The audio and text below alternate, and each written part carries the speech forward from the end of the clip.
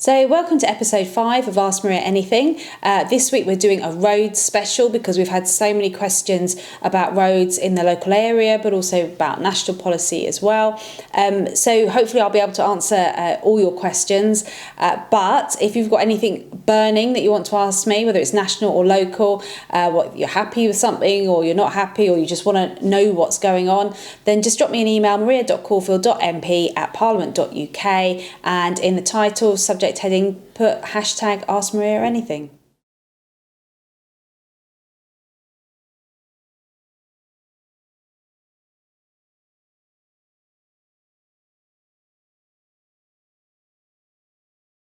So Derek from Polegate has asked me about 20-mile-an-hour road speed limits, which is something I get asked a lot about across the constituency, particularly around schools. We've got an issue also in Chailey, a similar issue. Now, obviously, 20-mile-an-hour zones are important, and lots of places across the country have put them in around schools. The county council locally are not as keen to do that, so I'm trying to convince them. So any emails you send me on this is really helpful because I can push the local council to try and look at this issue again. Also, we have a new Chief Constable, Jo Shiner, who's really keen to improve road safety in the local area. She's set up a roads policing team. And so if there are particular roads that you would like to see as 20 mile an hour, do let me know because I can work with Jo. She's got building up the Speedwatch team of local residents to tackle speeding, gather data about where the roads are the worst in terms of speeding. And I will keep pushing the county council because I would like to see, particularly around schools, and I know how busy an area Polegate is, I would like to see our roads slower. And there are some small changes you can make to the roads to slow drivers down. And we all have to do our bit. We all drive around our local roads. So around schools, we all do need to take a little bit extra care. But contact me. The more emails and letters I get about this, the more I can push the local council to see if we can introduce these in our local areas.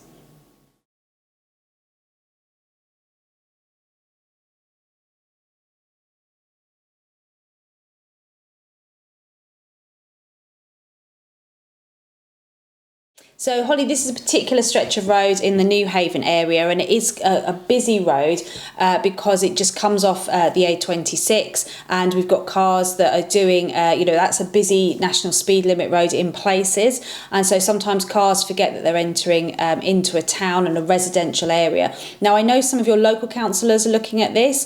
There have been petitions, there has been work done on this, so I will follow it up with them to see what progress is being made, because you're right, there have been a number of accidents actually in the last 18 months on this stretch of road. Unfortunately, a fatal one was included in that, so we do need to get that road sorted. So I will contact the local councillors and see what progress has been made, because there does need to be a crossing of some form there so that residents can cross the road, get to bus stops, get to shops in a safe manner. So let me chase that up for you.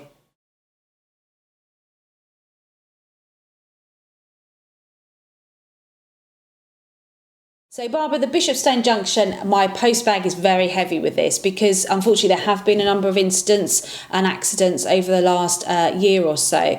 And we did manage to get the county council to slow the speed down there, probably about 18 months ago now. Now, I met with the county council on this very issue last week, and they acknowledged that there does need to be some measures at that junction. So for people who don't know it, it's where Bishopstone Junction meets the main road.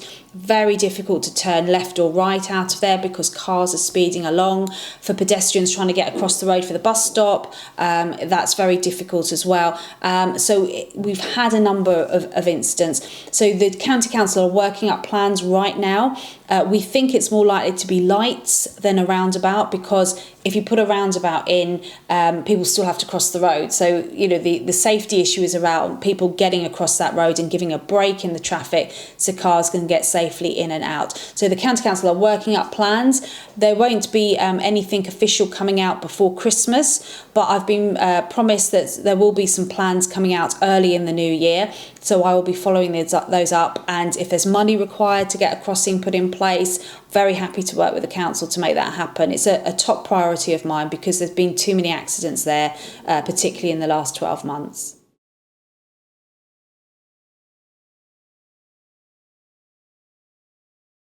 So again, the Newhaven Ring Road is a high on my post bag. There have been a number of patch repairs to the Newhaven Ring Road in the last year, but they haven't lasted. And we're heading into winter when traditionally, when there's cracks in the road, any frost that we get expands those, and then the potholes get worse. So again, I've spoken to the County Council on this issue this week, and they've got it in their timetable for resurfacing, and they expect that to happen probably just after Christmas. But I'll be keeping a close eye on that and making sure that happens, because there are a number of dangerous potholes. They have done parts of the C7, they've done parts of the A26, so the Ring Road is high up on the list and it should be done fairly soon.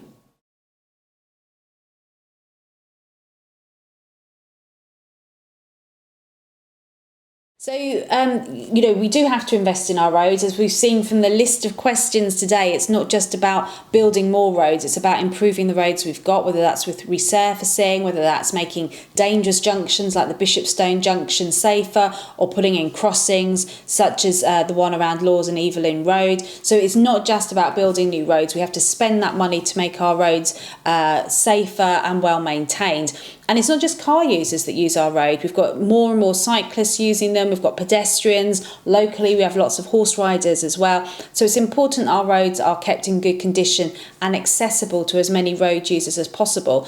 But I'd also say that, car users do pay road tax, as do buses, as do, HGV and heavy goods vehicles. So, it's important that they have access to the roads as well. And with our new technology, car and vehicle use is getting cleaner by the day. We are heading towards an all-electric vehicle situation.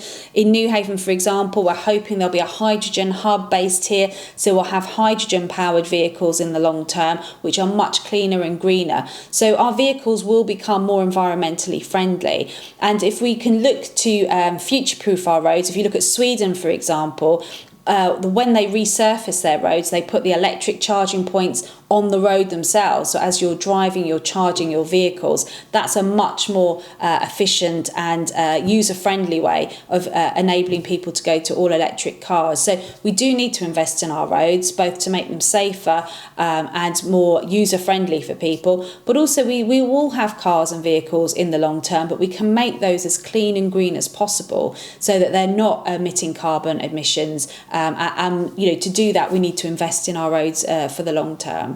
So thank you again for sending in your questions for this Ask Maria Anything episode. So we will be doing future ones. So if you've got a burning issue, just email me, Facebook, you can tweet, Ask Maria Anything. And if we get lots of emails and stuff on a particular subject, we'll do a special like we've just done with the road special. So it's maria.caulfield.mp at parliament.uk with a hashtag Ask Maria Anything.